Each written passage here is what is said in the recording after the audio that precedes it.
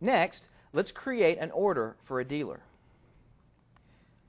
First, we'll look up a dealer by clicking Dealers, Query Update Transaction, Look Up by Name. I'll look up Mr. Cartwright, and then click the Transact button to start the transaction. Because I can either buy from or sell to another dealer, I'm presented with the option here. In this case, I'm going to sell to a dealer, so I click the Sell button. You'll notice that the dealer transaction screen appears. In the top left-hand corner, you'll see a dealer information block, which contains the information about the dealer that I'm selling to. You'll also note on the far right that this is a sell transaction.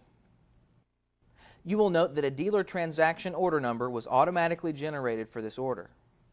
You'll also note that today's date has been automatically filled in the Date field. In the Tax Options block, you'll see I have several options for calculating tax.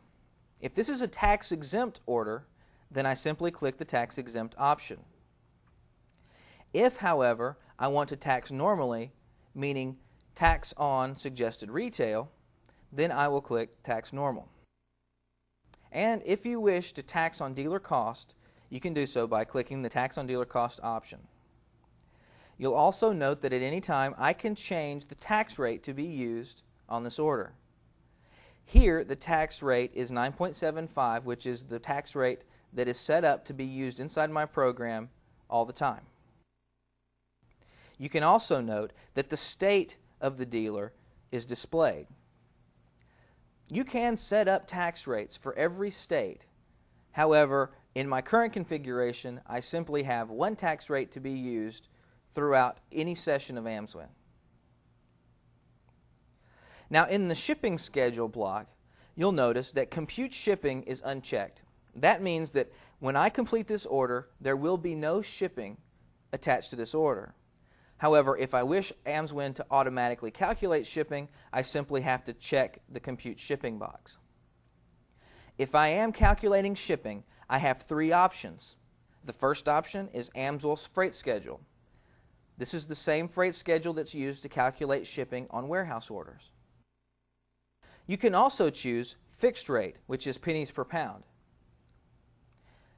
I have AMSWin set to use 21 cents per pound for shipping. And then lastly, I could choose percent of retail. There are two ways to add detail to your order.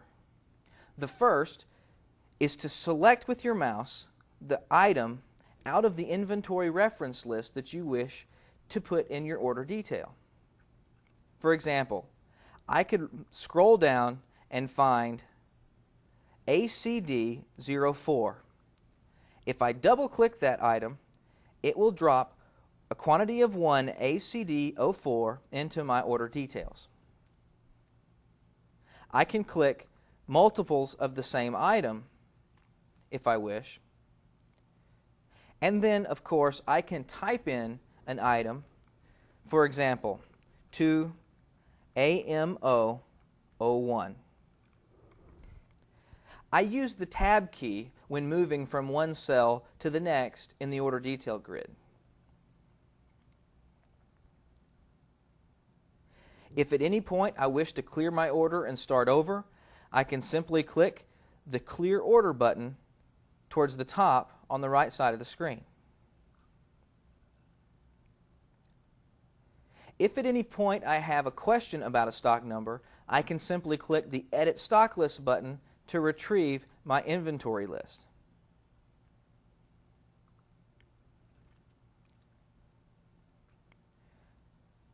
If I add a number and then wish to delete just that one line, I can do so by clicking the Delete Item.